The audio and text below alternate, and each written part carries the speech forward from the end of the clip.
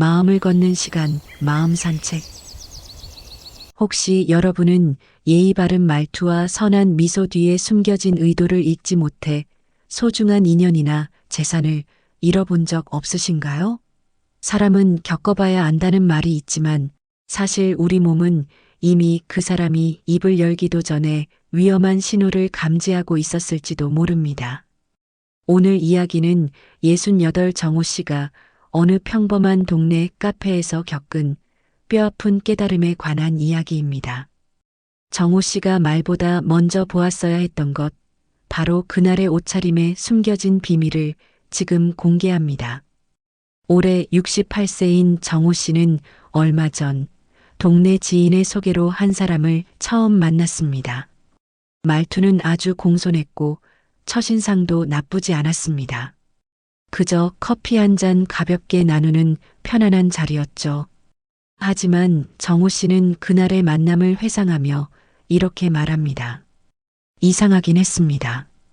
평범한 동네 카페였는데 그 사람 옷이 너무 완벽했거든요. 동네 분위기와는 전혀 어울리지 않는 고급스러운 재킷, 번쩍이는 구두, 그리고 한눈에 봐도 고가인 시계까지. 입에서 나오는 말은 한없이 부드럽고 겸손했지만 그 사람이 걸친 옷은 주변의 공기를 압도할 만큼 과하게 튀어 보였습니다. 정호 씨는 당시 그저 자기 관리가 철저한 사람이구나라고 생각하며 넘겼습니다. 하지만 그것이 가장 큰 실수였습니다. 정호 씨는 나중에야 가슴을 치며 후회했습니다. 나중에야 알았습니다. 그 사람의 말이 아니라 처음 입고 나온 옷이 이미 답이었더라고요. 그 완벽한 연출 뒤에는 정호 씨를 향한 치밀한 목적이 숨어 있었기 때문입니다. 여러분, 사람은 입을 열어 말을 하기 전에 이미 자신이 걸친 옷으로 자기의 목적을 말합니다. 특히 60대는 진심으로 다가오는 사람보다 목적을 가지고 다가오는 사람이 더 많습니다. 그리고 그 숨겨진 목적은 대개 그날의 옷차림에서 가장 먼저 드러나기 마련입니다. 사람을 만나면 이제 말부터 듣지 마세요. 그 사람이 오늘 어떤 옷을 선택했는지를 먼저 보셔야 합니다.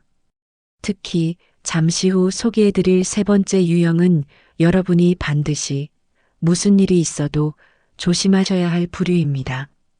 이들은 당신의 신뢰를 이용해 인생을 흔들어 놓을 수도 있습니다. 그들이 왜 평범한 자리에서 완벽한 격식을 차리고 나타나는지, 그 화려한 옷 뒤에 숨긴 진짜 칼날은 무엇인지 지금 바로 확인해 보겠습니다. 첫 번째로 우리가 반드시 경계해야 할 유형은 머리부터 발끝까지 화려한 브랜드와 명품 로고로 무장한 사람입니다. 69세 정호 씨가 새로 나가기 시작한 독서 모임에서 처음 그분을 만났을 때만 해도 정호 씨는 속으로 감탄했습니다. 만날 때마다 옷깃이나 가슴팍에 커다란 명품 로고가 새겨진 옷을 입고 번쩍이는 시계와 구두, 가방까지 완벽하게 갖춘 모습이었거든요. 정호 씨는 처음엔 그를 보며 참 자기 관리가 철저한 사람이구나. 젊은 시절 성공가도를 달렸던 분인가 보다 라며 긍정적으로 생각했습니다. 하지만 시간이 지나면서 그 사람과 대화를 나누다 보면 이상하게 마음이 불편해졌습니다. 그분의 대화는 늘 은근한 비교와 자기 과시로 가득 차 있었기 때문입니다.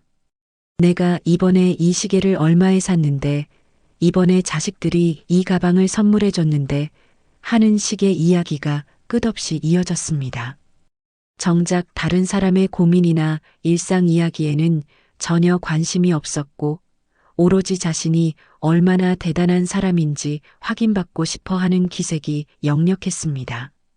정호 씨는 그를 만나고 돌아오는 길이면 늘 자신이 한없이 작아지는 기분을 느껴야 했습니다.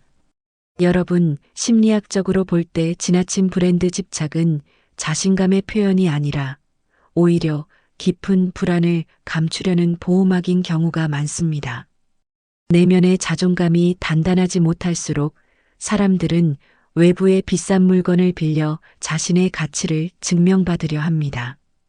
인정받고 싶은 욕구가 클수록 겉모습에 더 필사적으로 매달리게 되는 것이죠. 결국 옷으로 자신을 크게 부풀려 보이려는 사람은 관계 속에서도 상대를 배려하기보다 자신의 우월함을 확인하는 데만 급급합니다. 내가 돋보이기 위해 상대를 작게 만드는 사람, 이런 사람 곁에 머물면 당신의 자존감은 서서히 깎여나갈 수밖에 없습니다. 정호 씨가 뒤늦게 깨달은 첫 번째 진실은 이것입니다. 옷으로 나를 크게 만들려는 사람은 관계에서도 상대를 작게 만듭니다. 혹시 여러분 주변에도 대화의 내용보다 걸친 상표가 더 시끄럽게 느껴지는 사람이 있다면 그 화려함 뒤에 숨겨진 그늘을 먼저 살펴보시기 바랍니다. 두 번째로 우리가 눈여겨봐야 할 모습은 때와 장소를 가리지 않는 과한 화려함입니다. 이런 차림은 단순히 옷을 잘 입고 싶어 하는 취향의 문제가 아니라 관계를 위험하게 만드는 경고 신호가 될 수 있습니다. 정호 씨가 마음의 평온을 얻기 위해 나갔던 조용한 독서 모임에서의 일이었습니다. 대부분의 회원은 차분하고 편안한 옷차림으로 모여 책과 인생에 대해 담소를 나누었죠. 그런데 그중 유독 혼자만 시선을 강탈하는 화려한 차림으로 나타나는 분이 있었습니다. 마치 시상식이라도 가는 듯 화려한 색상과 장식이 달린 옷을 입고 모임의 주인공처럼 앉아 있었죠.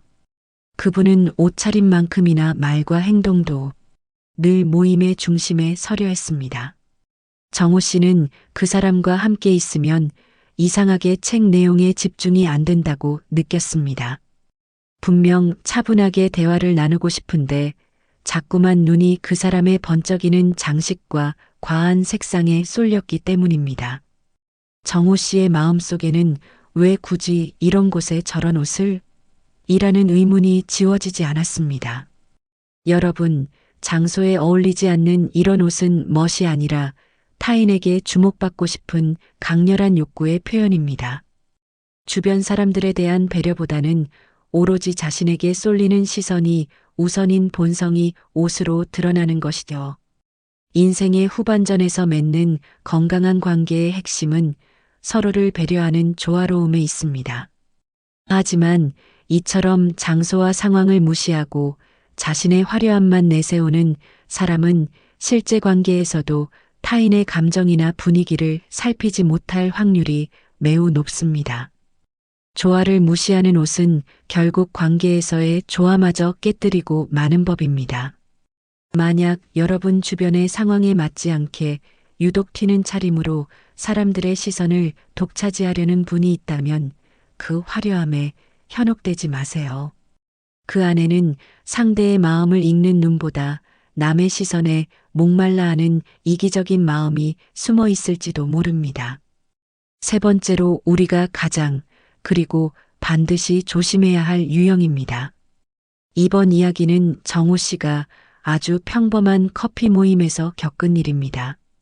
다른 사람들은 다들 동네 마실 나오듯 편안한 옷차림으로 모였는데 유독 한 사람만은 달랐습니다.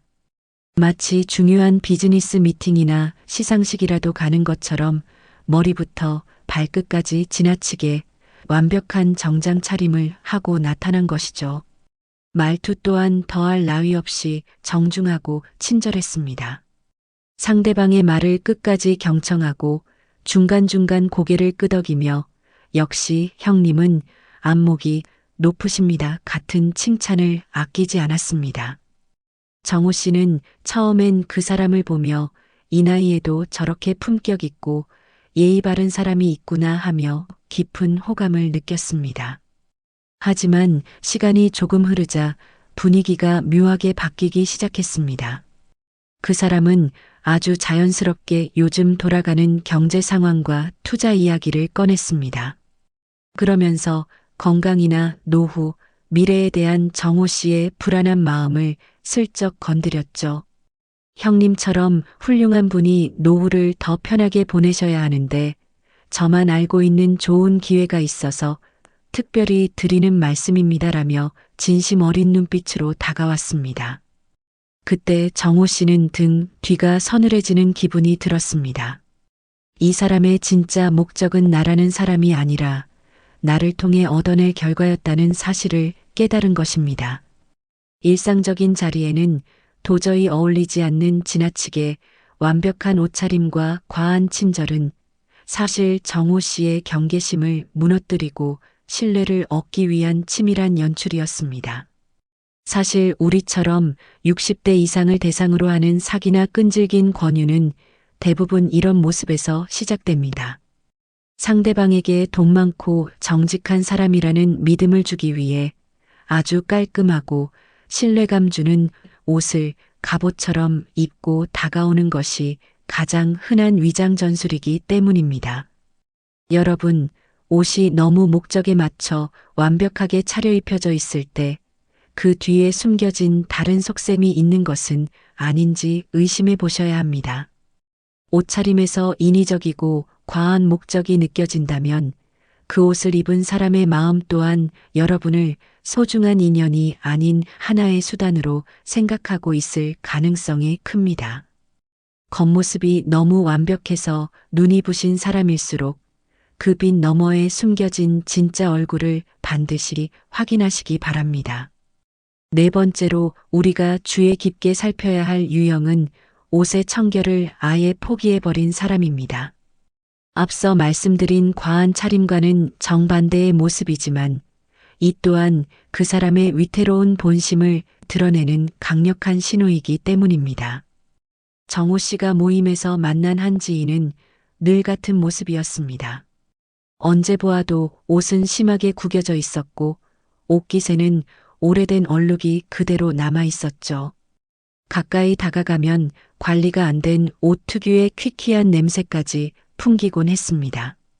정호 씨는 처음엔 그를 보며 그저 사는 게 바빠서 그렇겠거니 하며 안타까운 연민의 마음을 가졌습니다. 하지만 시간이 흐를수록 그와의 만남은 정호 씨에게 큰 짐이 되었습니다. 청결을 놓아버린 그의 겉모습처럼 대화의 내용도 늘 무겁고 어두운 불평뿐이었거든요. 과거의 상처에만 머물러 있거나 세상을 향한 원망을 쏟아내는 그와 대화하고 나면 정호 씨는 마치 진흙탕을 걷다 온 것처럼 마음이 무거워지곤 했습니다. 여러분, 옷의 청결 상태는 단순히 외모를 가꾸는 문제가 아닙니다. 그것은 현재 그 사람이 자신을 얼마나 돌보고 있는지를 보여주는 자기 돌봄의 지표입니다. 심리학적으로 옷을 단정하게 유지하지 못한다는 것은 자존감이 크게 무너졌거나 사회적으로 완전히 고립되어 자신을 놓아버린 위험한 신호일 수 있습니다. 자신을 돌보지 못하는 사람은 결국 타인과의 관계에서도 건강한 에너지를 나누기 어렵습니다. 그들의 곁에 머물다 보면 나도 모르게 그 우울하고 무거운 기운에 전염되어 함께 깊은 수렁으로 빠져들기 쉽습니다. 정호 씨가 깨달은 네 번째 진실은 옷은 단순한 외모가 아니라 그 사람의 마음 상태를 보여주는 거울이라는 점입니다. 혹시 주변에 누군가 옷의 청결을 너무 오랫동안 놓아버린 채 살아가고 있다면 그를 돕고 싶은 마음은 귀하지만 여러분의 마음 건강 또한 반드시 지키셔야 한다는 점을 잊지 마시기 바랍니다. 마지막 다섯 번째로 우리가 인생 후반전에서 가장 믿고 곁에 두어도 되는 옷차림입니다. 이들은 앞서 말씀드린 유형들처럼 눈에 확 띄거나 화려하지 않습니다. 하지만 시간이 흐를수록 그 진가가 드러나는 가장 안전하고 소중한 인연의 모습입니다. 정호 씨가 여러 모임을 겪으며 마지막까지 편안하게 관계를 이어오고 있는 한 지인이 있습니다. 그분의 옷은 결코 화려하지 않습니다.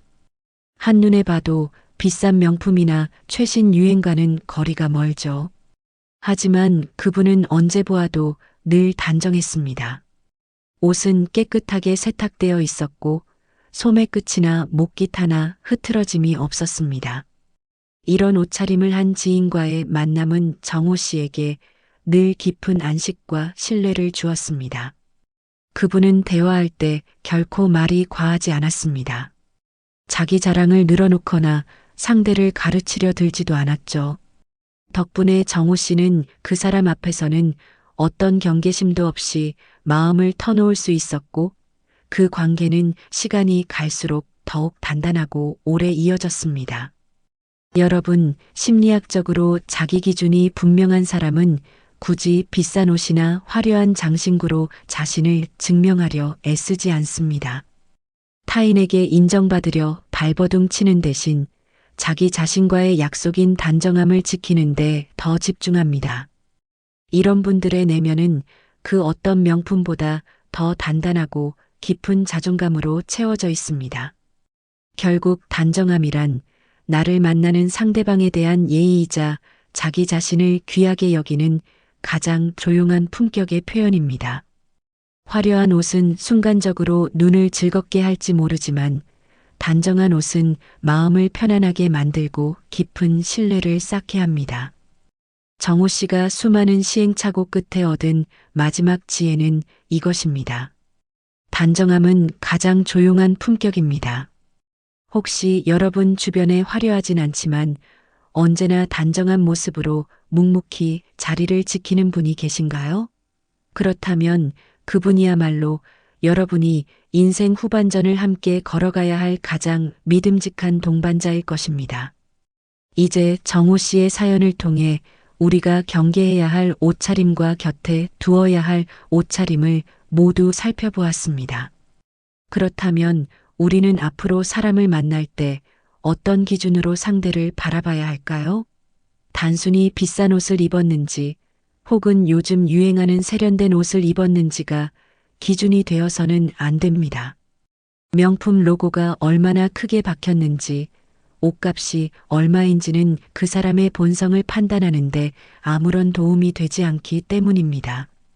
정호 씨는 수많은 만남 끝에 이제는 사람을 볼 때 겉모양 대신 스스로에게 3가지 질문을 던진다고 합니다.